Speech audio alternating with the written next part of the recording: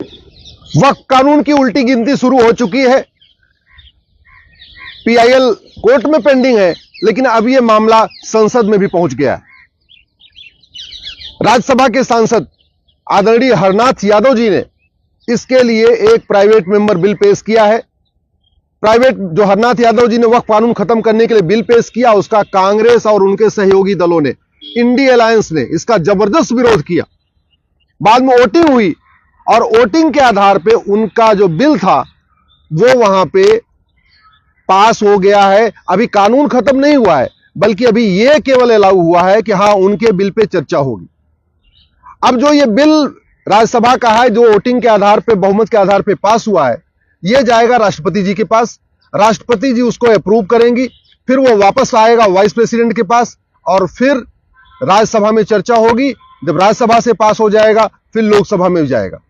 और इस बीच अगर सरकार ने कोई बिल पेश कर दिया और सरकार ने कानून वापस ले लिया अपनी तरफ से बिल पेश करके, तो स्वाभाविक सी बात है, ये कानून अपने आप खत्म हो जाएगा। अब तक पूरे देश में 120 पीआईएल फाइल हो चुकी है और यह बात केंद्र सरकार ने अभी कोर्ट में एक एफिडेविट फाइल करके हमें बताया। हमारी पीआईएल पे केंद्र सरकार के कानून मंत्रालय, गृह मंत्रालय को नोटिस जारी हुआ है।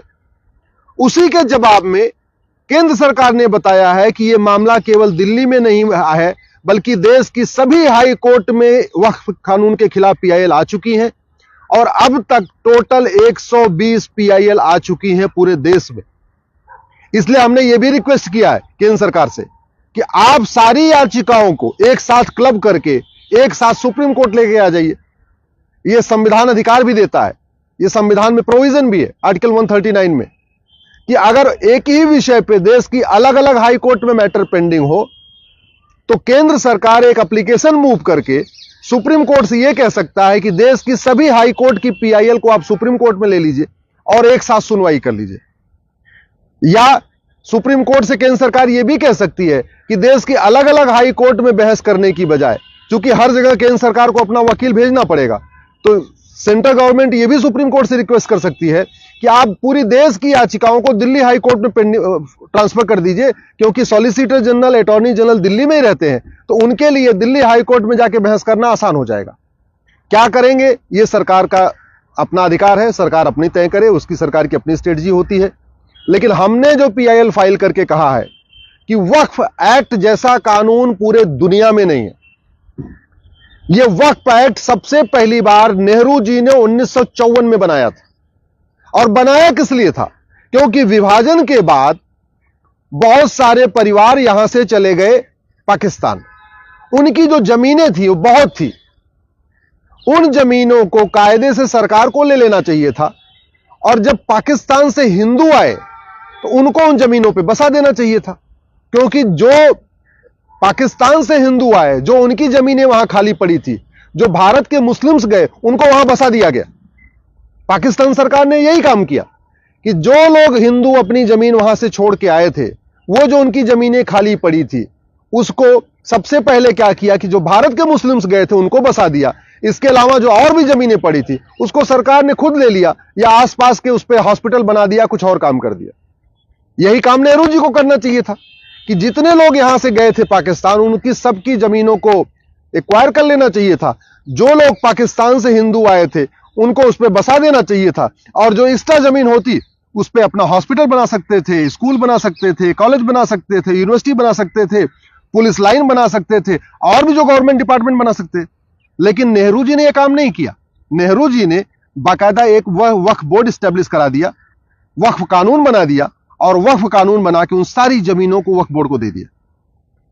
यह कानून इतना खतरनाक है कि आज अगर वो सुप्रीम कोर्ट को कह दे ये सुप्रीम कोर्ट वक्फ बोर्ड की जमीन पे बना हुआ है, तो सुप्रीम कोर्ट के रजिस्ट्रार उस नोटिफिकेशन को कोर्ट में नहीं चैलेंज कर सकते। सुप्रीम कोर्ट के रजिस्ट्रार को भी वक्फ बोर्ड के सामने जाना पड़ेगा। उस कानून को राजीव गांधी ने 1984 में और मजबूत किया। ध्यान से समझिए, नेहरू जी ने 1954 में वक्फ कानून बनाया।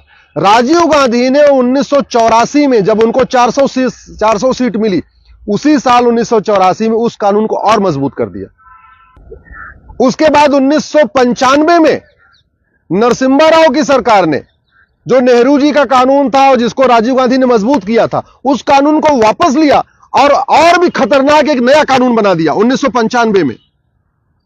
और 2013 में जाते जाते सोनिया जी की सरकार, मनमोहन जी की सरकार ने 2013 में उसको और खतरनाक बना दिया। ऐसा खतरनाक कानून बनाया है कि इलाहाबाद हाई कोर्ट को वक्फ बोर्ड ने बोला ये हमारी जमीन है, और इलाहाबाद हाई कोर्ट उस नोटिफिकेशन को चैलेंज नहीं कर पाया। वक्फ बोर्ड से गिड़गिड़ाता रहा कि नहीं नहीं ये तुम्हारी जमीन नहीं है, हमारी जमीन है। वक्फ बोर्ड नहीं माना, Allahabad high court supreme court आया। ध्यान से समझिए, इलाहाबाद हाई कोर्ट जो सबके मुकदमों का फैसला करता है, वो अपनी जमीन नहीं वक्फ बोर्ड से छुड़ा पाया, उसके लिए उसको सुप्रीम कोर्ट तक आना पड़ा। यह कानून है कांग्रेस का, जो सबसे पहले नेहरू जी ने बनाया, राजीव गांधी ने उसको और मजबूत किया, नरसिम्हा राव ने उसको और मजबूत कर दिया, और बाद में मनमोहन सिंह ने और मजबूत किया।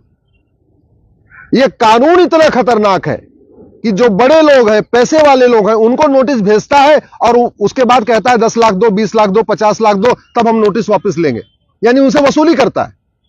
लेकिन जो गरीब हैं, शेड्यूल कास्ट हैं, शेड्यूल ट्राइब हैं, आदिवासी हैं, उनको नोटिस भेज के कहता है कि अगर तुम इस्लाम कबूल कर लोगे तब तुम्हारी जमीन तुम्हारे पास रहेगी, और नहीं तो यह जमीन वक्फ क्यों हो जाएगी। अब जो सोचिए आप, भोपाल से झबुआ 700 किलोमीटर दूर है।